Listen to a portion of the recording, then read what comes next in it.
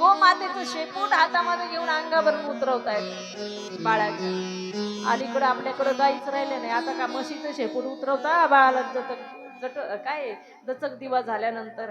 हा, कुठे आहे का गाई?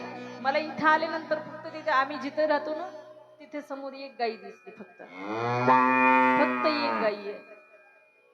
मला सांगायचं तुम्हाला, ज्या कन्हैयाची कथा आपण ऐकतोय ना त्याचा जन्मच गायीचं रक्षण करण्यासाठी झाला. कशासाठी झाला? कशासाठी झाला? आणि त्या गायीला आपण सांभाळायला तयार आहोत का? का नाही सांभाळत आपण? काय नाही ताई, एवढं काय दूध दिना ती गाई, काय फायदा म्हणता तिच्याकडून, म्हणून सांभाळणार आम्ही, काय फायदा नाही असं म्हणतात सगळे लोक. पण गायीपासून काय फायदा आहे हे जर तुम्हाला बघायचं असेल तर जगाच्या मालकाकडे बघा. अरे त्या गोमातेसाठीच तर तो जन्माला आला, पण तो त्याला गोपाळ म्हणतात. गाईला पाळलं महाराज त्यानं लहान असताना. शाळा जर कोणती असेल माझ्या कन्हैयाची तर ती गोशाळा होती. गोशाळेमध्ये म्हणजे गाईंना चारायला घेऊन जायचं महाराज कन्हैयाने. एक तरी गाई आपल्या दारामध्ये असली पाहिजे. आपण शेतकरी आहोत, लाज वाटायला पाहिजे आपल्याला. एका गाईची आपण सेवा करू नये? अरे नको ते लोक आपल्या गायी घेऊन जातात, अरे फार भयानकरित्या मारतात रे गाईला, फार भयानक. तुम्हाला सांगू, त्या गाईच्या अंगावरती गरम पाणी टाकतात, गरम पाणी. एक तर ज्या वेळेला तुम्ही विकता ते बाजारात घेऊन जातात, बरं घेऊन गेल्यानंतर ते खाऊ घालतात का तिथे गेल्यावर? नाही खाऊ घालत. मग त्या गाडीमध्ये भरतात. बरं गाडीमध्ये पण असं बांधतात महाराज, हे तोंड ते सगळं एका जाग्यावरती केलेलं असतं. उभी असते ती गाई त्या गाडीमध्ये, इकडून इकडं पडते, तिकडून तिकडं जाते. तिला का धरायला हात आहेत का, पाय आहेत का, काय सांगा? काहीच नसतं, काहीच नसतं. अशी ओढाताण करत दिवस दिवस रात्र रात्र प्रवास करतात. का? तिचं चमडं त्यांना विकायचं असतं म्हणून. खायला देत नाही, नेहून दावणीला बांधतात आणि तिथं बांधतात. तिथून त्यांच्या त्या कत्तलखान्यामध्ये आपली गाई जाते. हिंदू आहोत आपण, आपला भगवान फार मोठा आहे रे. त्या कत्तलखान्यामध्ये घेऊन जातात. तेही 1-2 दिवस खायला तर देतच नाही, पण गरम पाणी करतात, उकळतं पाणी करतात आणि त्या गाव मातेच्या अंगावर ते टाकतात.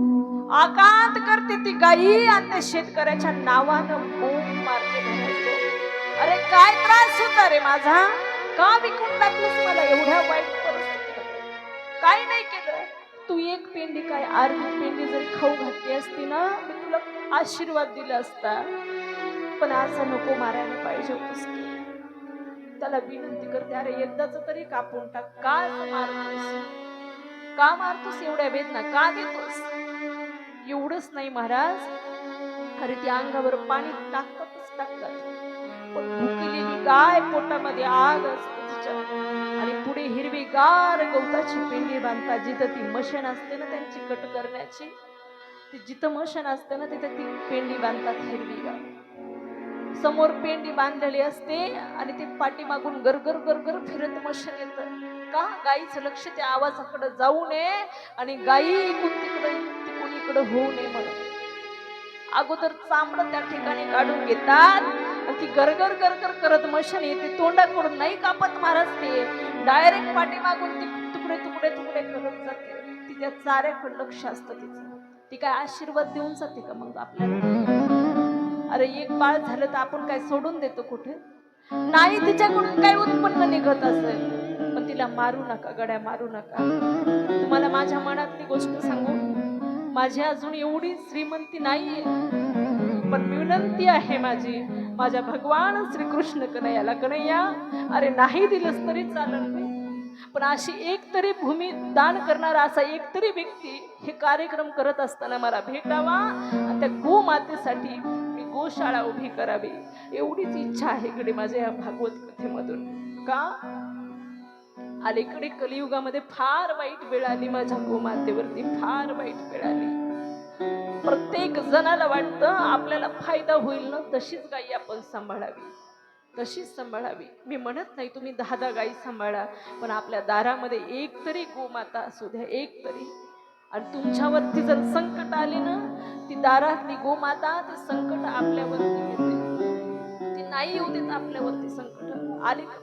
अगोदरच जर युग आपण बघायला गेलो ना, तर पहा, एकाही व्यक्तीला शुगर नसायची, एकाही व्यक्तीला बीपी होत नव्हता. अरे कुणाची पाय तोडायची वेळ येत नव्हती, येत होती का?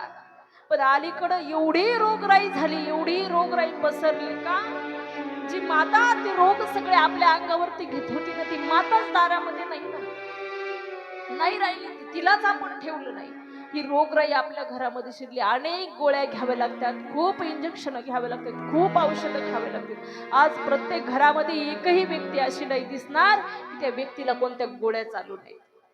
देवाला विनंती करा, कन्हैया असे काही संकट येऊ देऊ नका आमच्यावरती. आम्ही तुझी एक तरी गोमाता दारामध्ये सांभाळू, नाही विकणार आम्ही. अरे कथेमध्ये आल्यानंतर प्रण करा की ताई आम्ही एक सुद्धा गोमाता विकणार नाही. अरे नाही मोठा सप्ताह करणं झाला, करू नका. लहानातला लहान महाराज, अर्थात कमी पैशाचा महाराज बोलवा, जमेल तेवढी सेवा करा, पण एक तरी गोमाता दारामध्ये असू द्या. तुमचा एक तरी, शेतकरी आहात तुम्ही, 4-4, 5-5 एकर तुम्हाला जमीन आहे. माझ्या माता महिला वर्गांनी जर मनावरती घेतलं ना, तर एक काय 5-5 गायी सांभाळू शकतात. आपलं बाळ म्हणून तिचं पालन करा गड्या. ह्या भागवत कथेमधून माझी विनंती असेल तुम्हाला. हा गोपाळ प्रकट झाला गायीसाठी, गायीसाठी प्रकट झाला महाराज, आनंद देण्यासाठी प्रकट झाला. कुणाला? भक्तांना आनंद देण्यासाठी.